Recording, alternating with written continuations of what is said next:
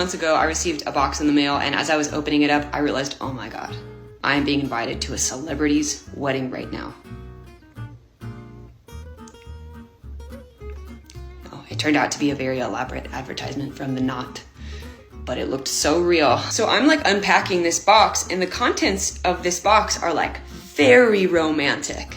Not like wedding romantic, like honeymoon romantic.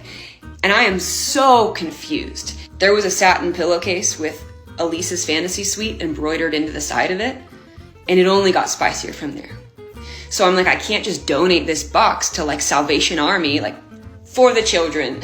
And it just stayed on the floor in my office, and I walked by it for like 4 months before I ever registered that I should probably do something with this, like get rid of it. And so then I make a little pile on my kitchen counter at my office, and I walk by that for another 4 weeks. And it visually just becomes white noise to my eyeballs because I've walked by it so many times at this point that I forget that if anybody like my office manager were to come into my office and need to pick up a smoke detector, this is an office manager that I have actively been trying to convince that I have a normal job. Every time he comes over, he's like, so what do you do? And I'm like, I film things. And he's like, what do you film? I'm like, for the internet. In the photo of the smoke detector that I sent to my office manager, also featured caramel and chocolate body paint for 2 specifically, spread the love rose petals, and a candle that says light and ignite. But my personal favorite is a handwritten note that I made to go right next to the smoke detector that when he walked in, he would know which one to take, but I got distracted and forgot to put it anywhere near the smoke detector. Take me. It's one of the funniest things that's ever happened to me as a cater waiter. Great question, I would love to tell you.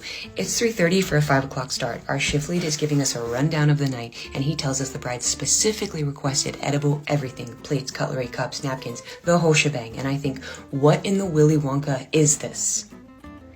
One of the people alongside of me said, it's so beautiful. It's a perfect combination of classy and eco-friendly. It's like you're eating and drinking from the earth. And I just think this is a logistical nightmare. Did they not consider the fact that it's a humid LA night? All of this stuff is just gonna start like shrink wrapping itself around the food. So I'm tray passing mini quiches like my life depends on it. And after 7 or 8 people of grabbing the mini quiche and not eating the plate that it was served on, because why would they ever assume that they can eat a plate?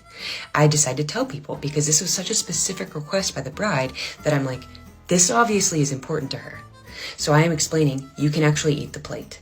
The looks I got, unmatched. I've never felt so crazy in my entire life. My plate is empty. I go to the back, restock my mini quiches, and I go now and stock the guest table, the hors d'oeuvre table, where people can go and get more as they need.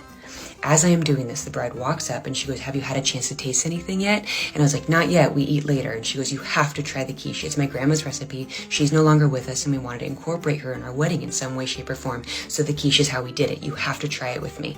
And I said, great, I would love to do that. So I grab some, I put the whole thing in my mouth, plate and all, I chew, I swallow. It's so good. She's like, did you just eat the plate? I was like, it's edible. She's like, the plate is edible? I was like, You asked for it. She's like, no, I didn't. So I went and talked to my shift lead. It turns out I don't know the difference between edible and biodegradable. Thank you. I have no idea how many people ended up eating things that were not edible that night.